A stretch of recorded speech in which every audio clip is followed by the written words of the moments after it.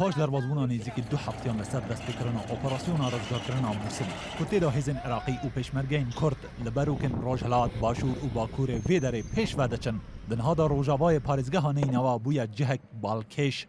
برکو باجاروک گرینگ یه بناو تلعفر جوخاد گره و پاش موصل مازنترین باجاروک پارزگاه نینوایا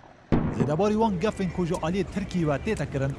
لهر دیسا 8 شعبی جبستنه وی هیوی ایرشن خو لسر پیگهن داعش لروجاوای باجار موصل دست پیکریه و آرمانجا سرکه جوان ایرشانجی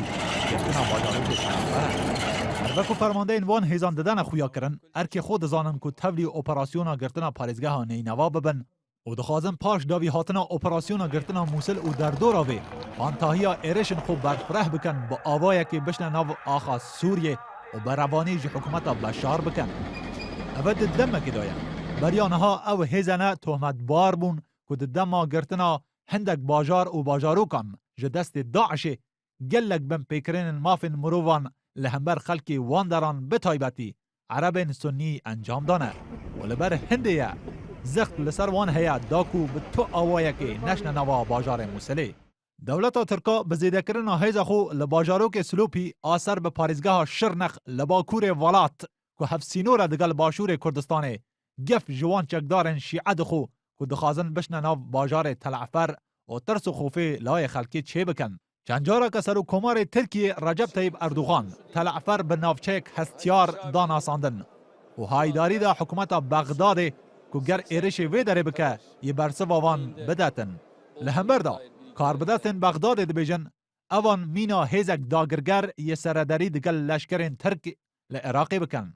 لیدوی داره دا پسیارک چید با گلو پاش وان پیش هاتان یه رولا هیزن ترکا لبنگه ها باشیک و باجاروک سلوپی یه چبه و اوری و جهن که رایدارن انقره بحثا ویدکن چیکه باجاروک تلعفر نزدیک 7 کیلومتران لباکور روجاوای باجار موصل دوره و حجمارا خلک ویدره به 300,000 کسان تیتا خملاندن که پرانیاوان ترکمن شیعانه گرنگیا باجاروک تلعفر جبو داعش دوی دایه که باجار رقا آپایتخت غلافت آوان لسوریه به باجار موصل و گره داده و لبر هندیه اگر هیا داعش لوی داره به تندی بروانیه بکه روزنامه یک امریکی اشکره کر تلعفر دبن ناوندا چکرنا شر هجمونی لعراقه روزنامه یا نیویورک تایمز آماجه بوی کر اف باجاروک که بریانها یک جناف چین دبن دست عثمانیان دابویه